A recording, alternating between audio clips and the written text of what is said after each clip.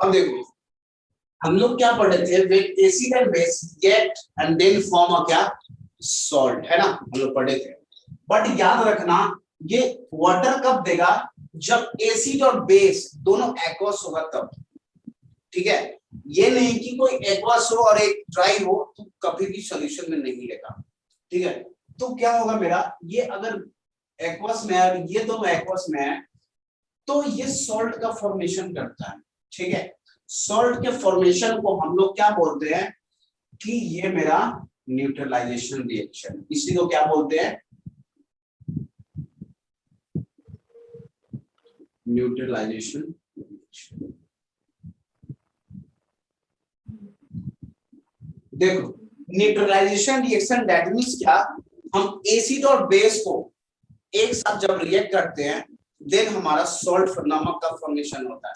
देखना कभी भी जब तुम लोग जब सॉल्ट जब खरीदने जाते हो तब बोलती नहीं हो कि भैया, कभी भी अब जाना बोलना NaCl देगी, दुकान वाला चौक जाए क्या मांग रहा है मेरे से, है ना। बट रियल फॉर्म में क्या होता है मेरा, NH देखना, उसका कंटेंट पढ़ना, NaCl का वहां पे लिखा होगा लो, मतलब हर चीज उसका सिंपल रिएक्शन तो लिखा होगा, बट NaCl का कंपोजिशन जरूर होना ही होना वहां पे। क्यों, क्योंकि अब बोलोगे कि नमक में आयोडाइड भी होता है, मतलब क्या होता है, आयोडीन होता है ना, तो आयोडीन भी रिएक्शन करके एसिड का है, मतलब सॉल्ट का फॉर्मेशन करता है। हम जब आगे जब क्रिस्टलाइजेशन पढ़ाएंगे ना, क्रिस्टलाइजेशन होता क्या है ये हम लोग थोड़ा सा इसके बाद पढ़ने वाले हैं, ठीक है। शायद तुम लोग 9th क्लास में पढ़े होगे क्रिस्टलाइजेशन होता क्या है, ठीक है। अब इतना याद रखो कि एसिड और बेस, है ना, बेस को क्या बोलते हैं हिंदी में गुनगुन, किसी को पता है? क्षार। क्या फॉर्म नहीं है बट क्षार। अच्छा, एसिड को अम्ल बोलते हैं ना, और जो भी है सॉरी मुझे पता नहीं, ठीक है।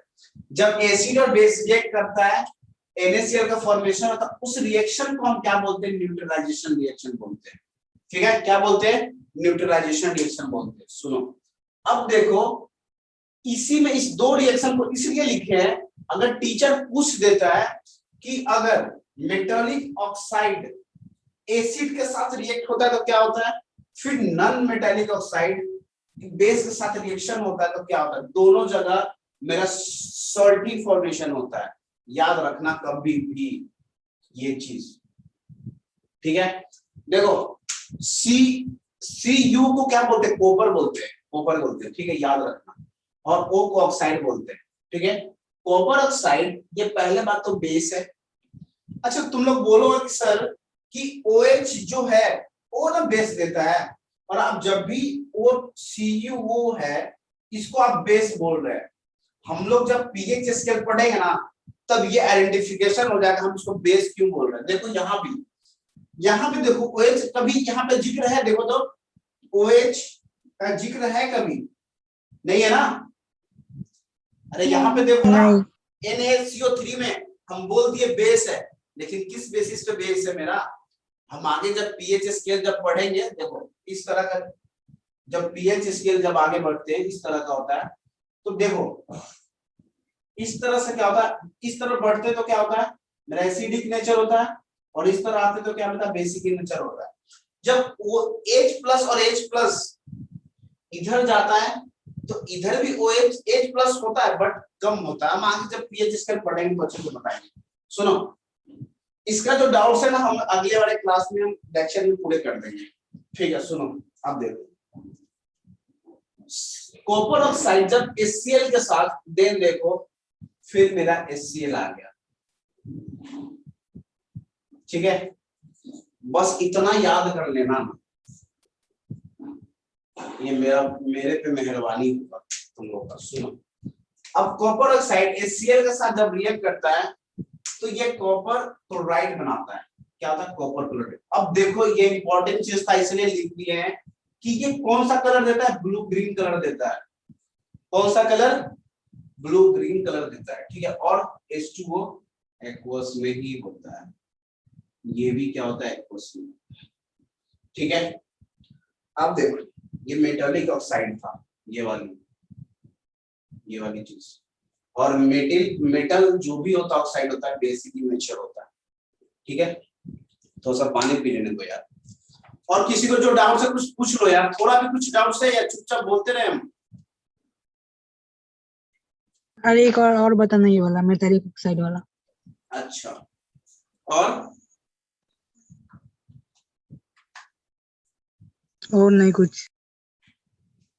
तुम लोग इतना समझदार कब से हो गए कि एक भी क्वेश्चन नहीं आ रहा है। सुनो, ये जो मेटेलिक ऑक्साइड होता है ये बेसिक इन नेचर होता है, बेस होता है। सुनो ना, जब कॉपर ऑक्साइड को एसीएल के साथ जब रिएक्शन करवाएं, बता ही दे, चलो देखो। Cu प्लस होता है O, O2 क्या होता है माइनस होता है, यही होता है ना। सुनो, जब रिएक्ट करता है H प्लस Cl माइनस, यही है ना, यही है ना। तुम लोगों के साथ रिएक्शन कर रहा है, देखो ये बनाता है क्या, CuCl2। अब बोलोगे क्या कि यहाँ पे 2 कहां से आया, है ना, बैलेंस कर दो। देखो ये बैलेंसिंग में पता चलेगा, क्योंकि 1-2 क्लास मेरे बैलेंसिंग करने में ही चले जाएंगे, इसलिए हम नहीं पढ़ा रहे हैं। और हम बताना नहीं चाह रहे हैं, क्योंकि ना जो चीज हम चाह रहे खत्म करना वो मेरा खत्म नहीं हो पाएगा। एक दिन कभी बोलना बैलेंसिंग सब चीज हम बता देंगे, ये सब रटने की चीज है। अगर कॉन्सेप्ट अगर क्लियर है तो ठीक है। अब 10th क्लास में तुमको समझाएंगे, एक दिन तो मेरे क्लास इस तरह खराब हो जाएंगे, है ना। गुनगुन तुम्हें इस चीज में डाउट है क्या कि वैलेंसी कैसे Cl2 कैसे हो जा रहा है? हाँ। क्योंकि तुम्हें नहीं, एकदम नहीं डाउट है, वेरी गुड। क्योंकि Cu का वैलेंसी 2 होता है और क्रॉस क्रीज होने के कारण हो जा रहा है। Cu पे +2 होता है, Cl पे क्या होता है? 1 होता है। Cl2 ऐसे लिखते हैं ना। देखो एक ग्रुप पीरियोडिक टेबल पढ़ाएंगे ना तो देखो क्लियर हो जाएगा, ठीक है। चलो, नॉन मेटेलिक क्या होता है, एसिडिक इन नेचर होता है, ठीक है। अब ये जो चूना होता है CaCO2, इसको क्या बोलते हैं, कैल्शियम हाइड्रोक्साइड।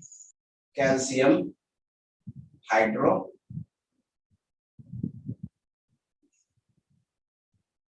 ऑक्साइड। जब नॉन मेटालिक, ठीक है, मेटालिक ऑक्साइड को जब एसिड के साथ जब रिएक्शन किए तो मेरा ये फॉर्म हुआ। यहां भी अब हिम्मत नहीं बोलना बोलने का, ठीक है। अब देखो कैल्शियम हाइड्रोक्साइड मतलब ये बेस है मेरा, ठीक है, और ऑक्सीजन क्या है, नॉन मेटालिक है, ठीक है। अब जब ये रिएक्शन करता है तो मेरा CaCO3 का बनाता है, तो कैल्शियम कार्बोनेट और वाटर यहाँ पे रिलीज हो रहा है। दैट मींस क्या, दोनों एसिड और बेस सब रिएक्ट कर रहा है, तो मेरा क्या सॉल्ट का फॉर्मेशन हो रहा है।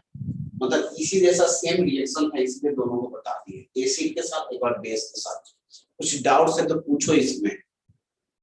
इसमें किस कलर का सॉल्यूशन होगा? क्या बोल रहे हो? इसमें किस कलर का सॉल्यूशन होगा? ग्रीन? ये इसका कोई देखो, इसका कलर अभी तो कुछ अभी हम भी नहीं पढ़े हैं कि कैल्शियम कार्बोनेट का कलर, ये डिपेंड करता है सॉल्यूशन पे, ठीक है। इसका जब हमें पता था ब्लू ग्रीन हम बता दिए, बट इसका हमें अभी कुछ नॉलेज अभी नहीं, हमें भी नहीं पता है, ठीक है। ये पता है calcium carbonate, I don't know, एक बार चेक कर लेना, ठीक है। ठीक है। और कुछ डाउट? कुछ डाउट्स है? नहीं। गुनगुन